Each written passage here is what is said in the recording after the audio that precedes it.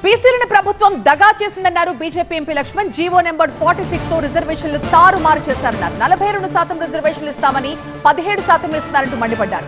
Congress మోసంపై BC మేధావులు ఆలోచించాలి అంటున్నారు లక్ష్మణ్. ఇంకా ఏమంటున్నారో మా ప్రతినిధి విద్యాసాగర్ అందిస్తారు. మాట్లాడేందుకు బీజేపీ రాజ్యసభ సభ్యులు ఓబీసీ జాతీయ మోర్చా అధ్యక్షులు లక్ష్మణ్ గారు ఉన్నారు. సార్, సర్పంచ్ ఎన్నికలకు బీజేపీ ఎలా రెడీ అవుతుంది?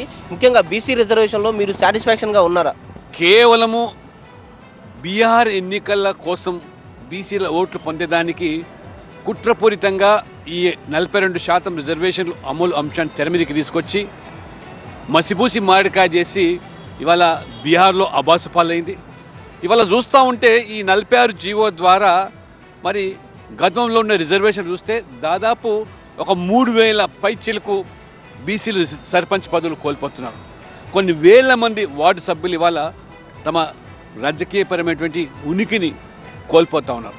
ఆ రకంగా అనేక జిల్లాల్లో ఇవాళ నాగర్ కర్నూలు, ఖమ్మము, అనేక జిల్లాలు బీసీ జనాభా ఏ జిల్లాలో చూసినా 50% మించి ఉన్నారు. కానీ ఇవాళ జిల్లాను యూనిట్గా తీసుకోకుండా కేవలం మండలం యూనిట్గా తీసుకోకుండా జిల్లాను యూనిట్గా తీసుకొని ఏ రకంగా ఇవాళ బీసీలకు అన్యాయం చేస్తున్నారో ప్రభుత్వం తీవ్ర మూల్యం చెల్లించుకుంటుంది.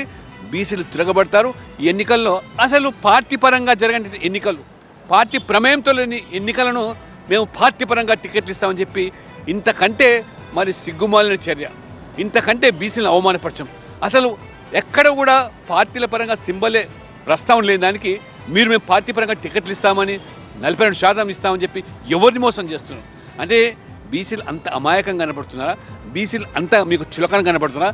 ఖచ్చితంగా ఈ రేవంత్ రెడ్డి ప్రభుత్వం రాబో రోజుల్లో బీసీల యొక్క ఆగ్రహాన్ని చవి చూడడం ఖాయం. బీసీ మేధావులు, బీసీ సంఘాలు ఎవరైతే మొన్న రేవంత్ రెడ్డికి వంతపాడారో ఇప్పటికైనా కనువిప్పు కావాలా.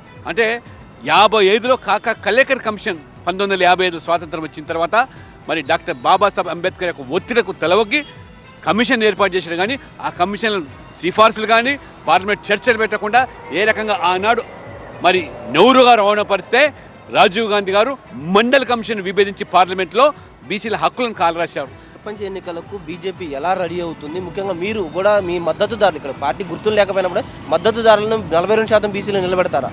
ఇవాళ పార్టీ పరంగా జరిగే ఎన్నికలు కాదు కాబట్టి ఇవాళ భారతీయ జనతా పార్టీ సర్పంచ్ ఎన్నికల్లో పోటీ చేసేటువంటి అభ్యర్థులు ఎవరైతే ఉన్నారో తప్పకుండా బీసీలు ఉండేటువంటి ప్రాంతాల్లో బీసీ మళ్ళా భారతీయ జనతా పార్టీ ఖచ్చితంగా వారికి అనేక ప్రాంతాల్లో మద్దతు తెలుపుతాం.